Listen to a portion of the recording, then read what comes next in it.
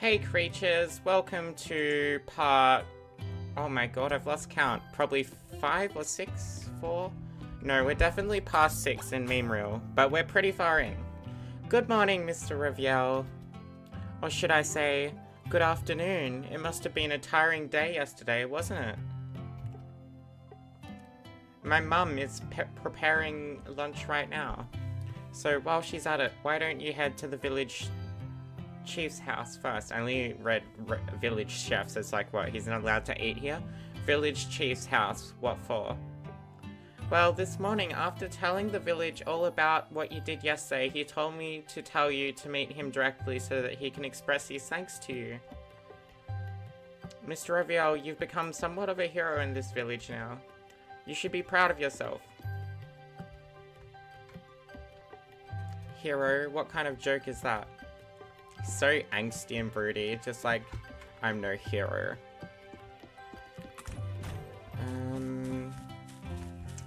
From memory, the village chief's house was that big one.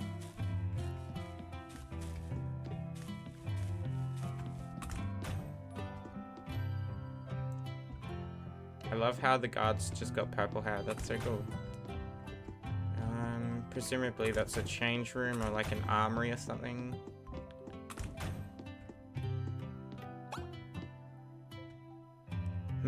Oh, you must be Raviel. You look a lot younger than I thought. Ah, my apologies. Luna was praising your knowledge and sword skills to the skies. So much so that I thought you would be a swordsman aged between 30 and 40. Please take these. After all, not only did you save Midia, but you also saved many villages by defeating the vampire. Now, don't be shy. Oh, nice. So, Raviel, how long do you plan to stay in this village? I haven't made any plans yet. I see. Feel free to stay here for as long as you wish. We villagers welcome you with all our hearts. Oh, there is just one more thing. It's regarding Orpheus. Well, as a fortune teller, he appears to have much interest in you, and he would like to speak with you no matter what. Will you be willing to speak with him? Of course, as I understand that you probably have your own matters to attend to. You do not need to look for him immediately. Orpheus, or Orphe, I think it's Orphe, usually hangs around at the bar, so feel free to speak with him when you have it. I didn't catch the end of it. I was like, have a time? Have free time? Just how misunderstood am I?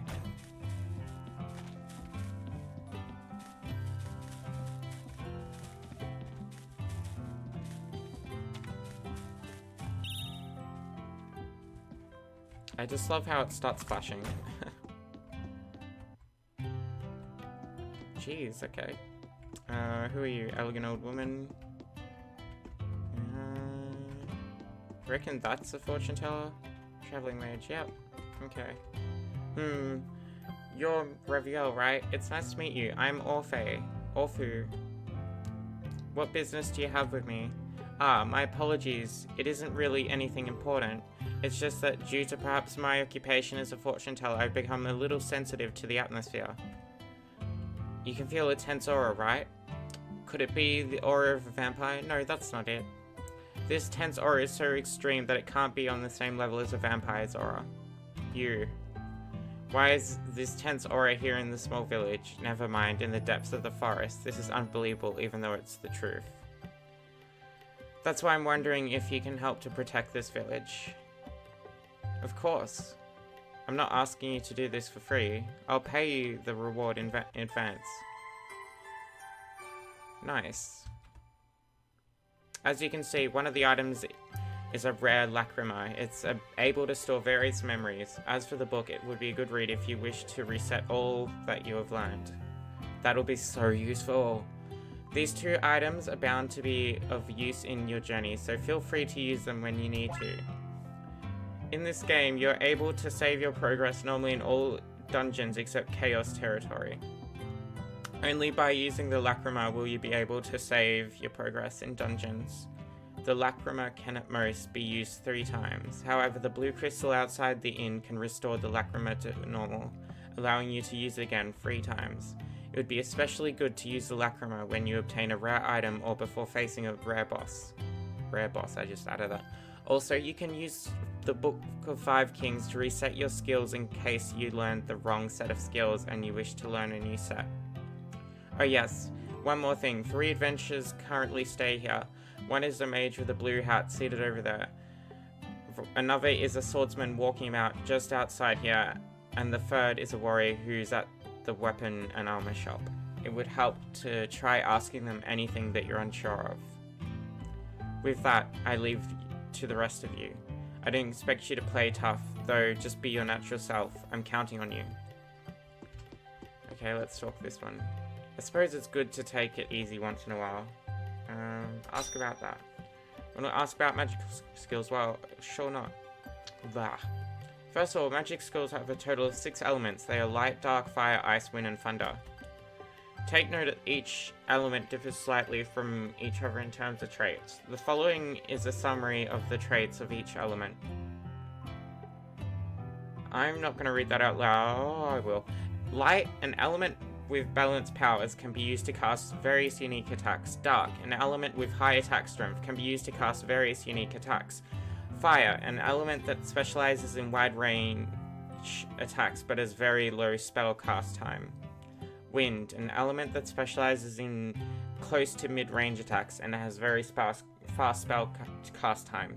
Ice, an element that lacks in strength but also has low MP cost. An element that specializes in single target attacks and has high accuracy. Why mention comrades, you ask? Well, this will digress from a topic at hand. Do you still wish to listen? Listen to this digression. I mention comrades as there is hardly anyone capable of using skills of different elements. Generally, a normal person can use skills of one element, while those who excel at magic can at most use 2 skills. Those who could use skills of 3 elements and skills of 4 or more elements would be considered geniuses and legends, respectively. I'm just gonna take a second. There isn't anyone notable for using skills of at least 3 elements, though. Well, that's that. Let's strive to do our best out there. Okay, that was interesting. So I guess it's just like a tutorial thing extended. I think I have too many things on my mind, so I'll stay here a little longer. Ask about training. You want to ask about training? Well, so you know, this will take a little while, okay? First of all, the important thing is that you can't become stronger simply by fighting enemies. Oh, great. You also have to learn skills. Skills can be learned to the menu status. This is actually pretty much what Bugfrag explained to us, which was really kind of them.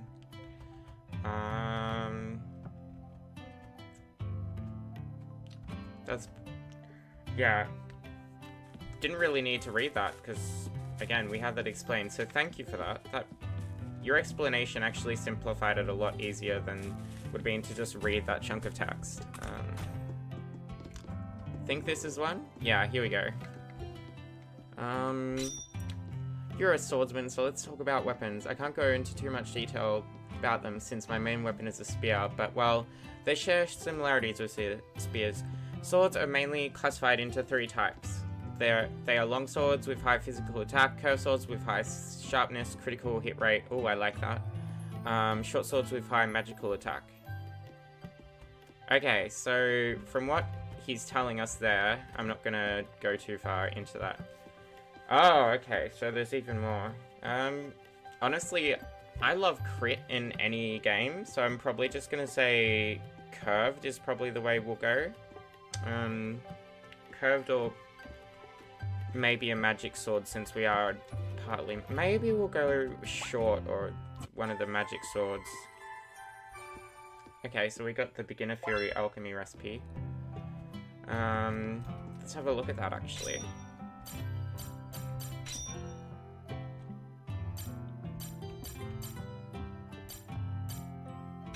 Okay, it doesn't seem to be in there, but that's okay.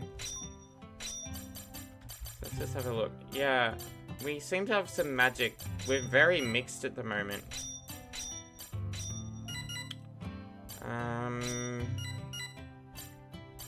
Yeah. Let's have a look if we can buy anything. Buy.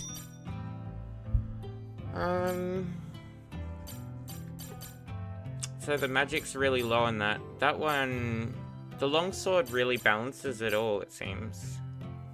In an ideal world, I'd like crit. Oh, okay. Hang on. High magic, high crit.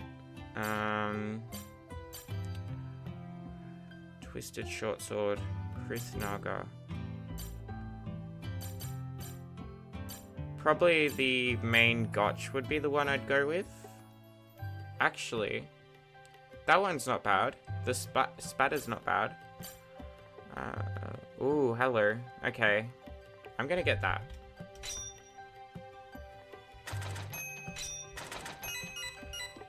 Alright, so now we can equip those. Alright, I'm doing it through the wrong menu. And then let's sell his long swords. That'll really balance nicely with our mixture of magic and sword spells, I think. Wow, they weren't worth much. Okay, we don't want to sell that. Is there anything we can sell? No. Okay.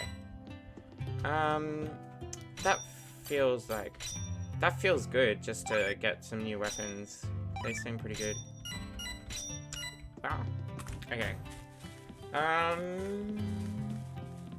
So we've talked to the people. I'm just gonna check back in, see if they have anything to say. I don't expect you to play tough. Okay.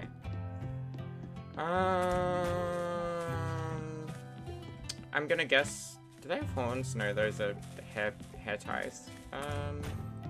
Okay, cool. Oh yeah, because she wanted me to come back for dinner or lunch or whatever it was.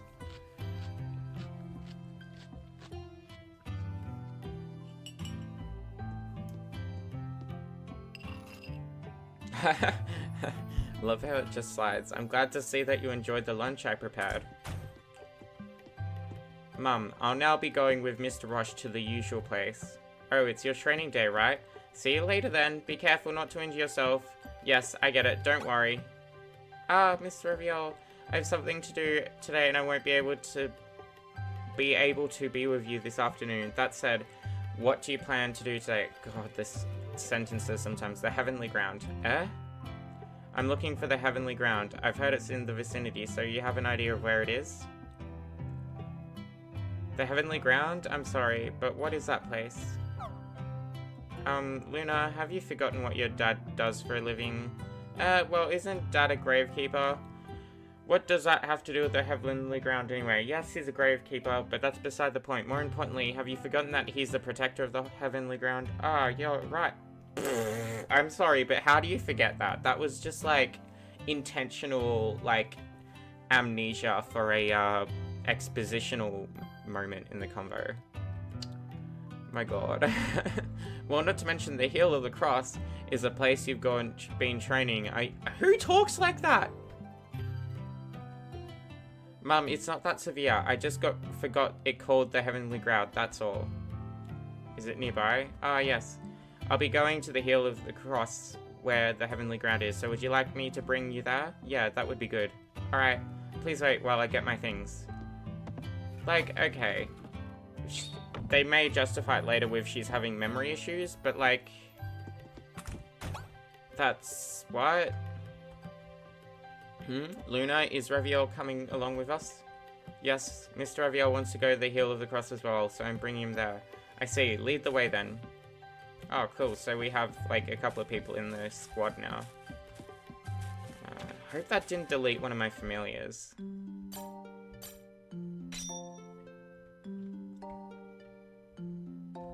Okay. There we go. What's wrong, Mr. Raviol? Yes, it all makes sense that I've come here. Thanks for bringing me here. Ah, Mr. Raviol, is it okay if we follow you? Do whatever you want. Mr. Raviol is just blunt in nature. He certainly doesn't mean any harm. Haha, it's all good. In any case, since he's fine with us following him, why not? I suppose you're right. Ah, he's already gone far ahead of us.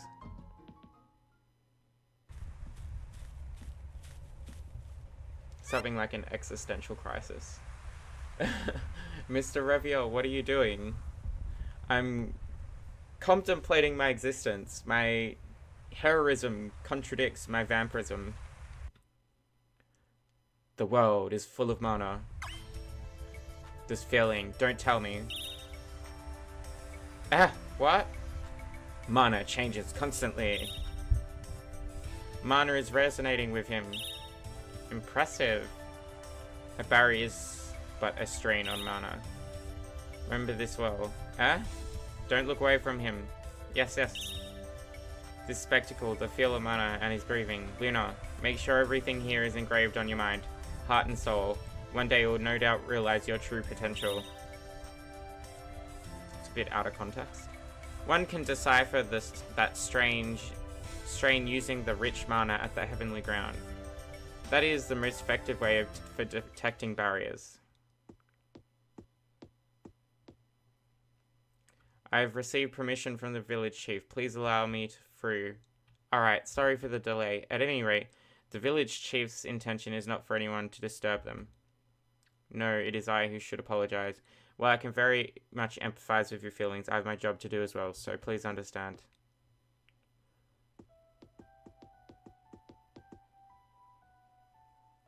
This is just cruel. It's beyond imagination.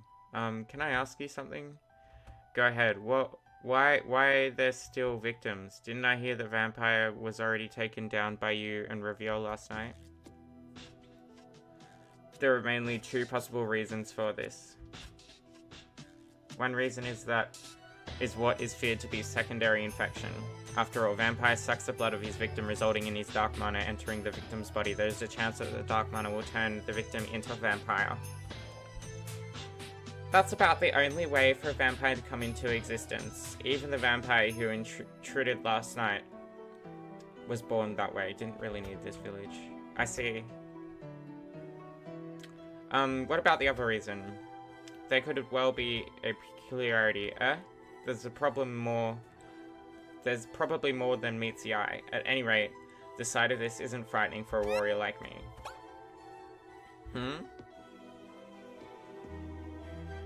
What's the matter? This lady. Strange. What do you mean? Why is this lady the only one without a bite wound? Sorry, this lady isn't a victim. She only recently passed away. As she had no relatives, we planned to bury among these victims. I see. Still strange though. There's something fishy about this. Perhaps I should check on it. Why did you... My apologies. There's something I need to check. You're giving her your blood to drink? Why? As I thought. Please tell me all that you know about this lady. She is Sienna Taylor, aged 22. She was a former traveler who lived here by herself. Lived by herself in the outskirts of this village, and she mainly hunted animals for a living.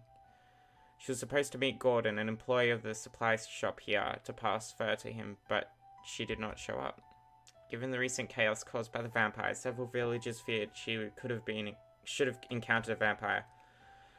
And so they went in search of her eventually before discovering her dead that evening in a distant mountain hut. Sorry, I shouldn't go nitpicking on every sentence. The estimated time of death is yesterday midnight, and the cause of death is unknown. She doesn't appear to have any external injuries. I see. As I thought, this lady couldn't have died any other way. She died as a result of a vampire sucking her blood. But how could that be? I just know. No tricks, not even ingenious ones can fool me. And it wasn't just an unnatural death. The vampire in question is at least mid-class. Vampires can't enter a home unless invited. That being said, it's simply impossible for this lady to have been killed by a vampire in her home. But the fact is, she died in the hut, so exactly what could have happened? Isn't there anything peculiar that could have allowed the vampire to kill her from outside? The truth is, her exact spot of death is at the ledge of a window in the hut. Could it be she opened the window to take a look outside, only to be bitten by the vampire from outside? Well, given that she was doesn't she not have bite marks though? She was most certainly in a state of fright upon encountering the vampire. What, would she have opened the window and exposed herself by looking out of it? No. Come to think of it, though, I've heard speculations that the vampire cast a hypnotic spell on her, so perhaps she opened the window because of that. No, that couldn't be the case either. Even with careful planning, vampires are at the best able to use a basic mind control skill. They aren't capable of using high-level and highly efficient hypnotic spell. But if that's so, then how in the world was she killed by the vampire in her home? As you said, it's impossible for a vampire to do that. Yes, that's right. It's simply impossible. Okay. That's ominous. Ominous? Yeah. Okay. This barrier has 4 cores. They're insane. Bind. Beanies. Above all, the element. Yeah. Alright. Sorry, I might have just bumped the pop filter on my microphone. Well, no matter. I'll just destroy the cores one at a time. That'll probably force the creator out of this barrier to show up eventually. I'll start with a core close to the heel and probably aim and before the way. Speak it to chaos that is resonant to unlock alchemy. That is a really random time to bring up alchemy. That does it for this episode. I'll see you creatures in the next one, hopefully. Until then, have a good week.